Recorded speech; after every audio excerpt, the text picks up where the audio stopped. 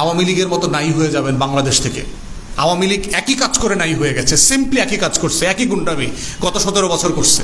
দিচ্ছেন আপনাদের নেতারা যে মাফিয়া, গুন্ডা, সন্ত্রাসী, সেইটা কয়েকশো লোক নিয়ে লাঠিসোঁটা নিয়ে থানা ঘেরাও করতে গেছেন নাসিরউদ্দিন পাটোয়ারি এবং তার লোকদেরকে পিটানোর জন্য। তাহলে আপনারা যে আসলে সন্ত্রাসী, আপনারা যে আসলে মাদক রাজনীতি করেন, এটা তো আপনারা প্রমাণ করছেন। তো ঝিনাইদহে আপনারা দেখেছেন যে আমাদের এনসিপির সহযোদ্ধা নাসিরউদ্দিন পাটোয়ারির উপরে আপনার আক্রমণ হয়েছে, তার সহকর্মীদেরকে রক্তাক্ত করা হয়েছে। কেন করা হয়েছে? কারণ তিনি ওখানকার বিএনপির নেতাদেরকে মাফিয়া, সন্ত্রাসী, চাঁদাবাজ এগুলো বলেছেন।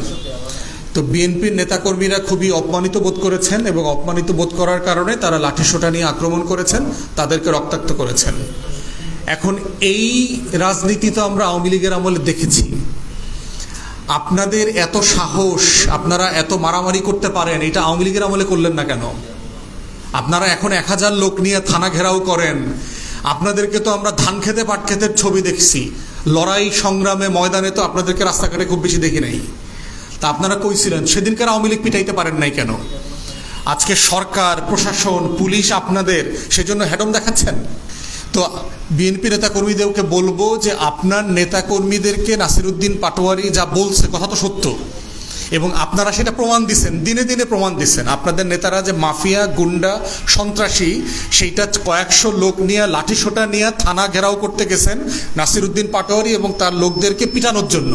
তাহলে আপনারা যে আসলে সন্ত্রাসী, আপনারা যে আসলে মাদক রাজনীতি করেন, এটা তো আপনারা প্রমাণ করছেন। তো তাহলে গণতন্ত্র মানে মাথায় রাখতে হবে, যত কঠিন কথাই বলুক, গায়ে হাত তোলা পর্যন্ত যাওয়া যাবে না। এটা হলো সীমানা। যদি এই রাজনীতি করতে না পারেন, আওয়ামী লীগের মতো নাই হয়ে যাবেন বাংলাদেশ থেকে। আওয়ামী লীগ একই কাজ করে নাই হয়ে গেছে, সিম্পলি একই কাজ করছে, একই গুন্ডামি গত 17 বছর করছে। এবং আপনারা যদি মনে করে থাকেন আপনাদের পয়েন্ট স্কোর বাড়ছে ঝিনাইদহে এটা কইরা, ঝিনাইদহে তো এমনি আপনাদের ভোটের অবস্থা খুব খারাপ এবং আপনারা সেটা ভুলে গেছেন। গতকালকে পরশু আপনাদের ভোট আরও কিছু কমছে ওই এলাকাতে। অতএব গায়ে হাত তোলার রাজনীতি করা যাবে না।